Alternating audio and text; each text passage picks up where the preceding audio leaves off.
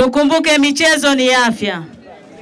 Na kama michezo ni afya, lazima tuhakikishe miili yetu ipo sawa.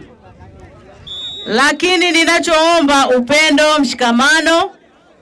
Tunapoendelea kwenye ligi zetu, tuhakikishe tunacheza kwa upendo, kwa mshikamano, tuhakikishe tunafanya vizuri. Lakini kipekee ni mshukuru Mheshimiwa Neto Ndilito kwa kazi kubwa ya kuwaunganisha vijana wetu wa Makangwa. Kipekee tunakupongeza kwa sababu tunajua nini unakifanya.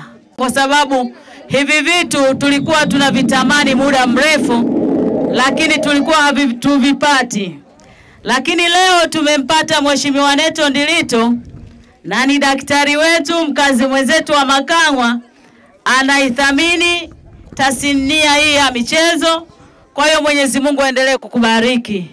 Sisi kwa pamoja na viongozi wote wa chama pamoja na serikali tupo pamoja na wewe.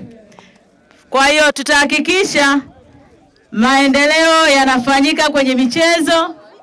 Tusiishie tu kucheza hapa, ili tuendelee tucheze hata sehemu nyingine. Ndio furaha yetu. Ndugu zangu, mkicheza kwa makini, mkicheza kwa nidhamu, mtafika sehemu nzuri na sehemu ambayo inaweza ikatufanya siku moja tutakuwa tunaangalia kwenye runinga vijana wetu wa Makangwa.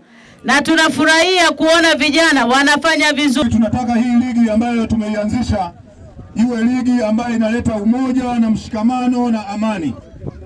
Hatupendi hii ligi itakapokuwa imekamilika tuwe na mafarakano katika kata yetu ya Makangwa. Na tunawahakikishia kabisa kwamba ligi hii tulioianzisha hatutampendelea mtu yoyote. Yule atakayechukua kombe atachukua kwa uhalali.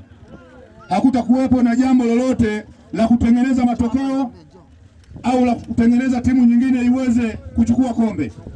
Timu itachukua kombe kulingana na namna ilivyokuwa imejiandaa.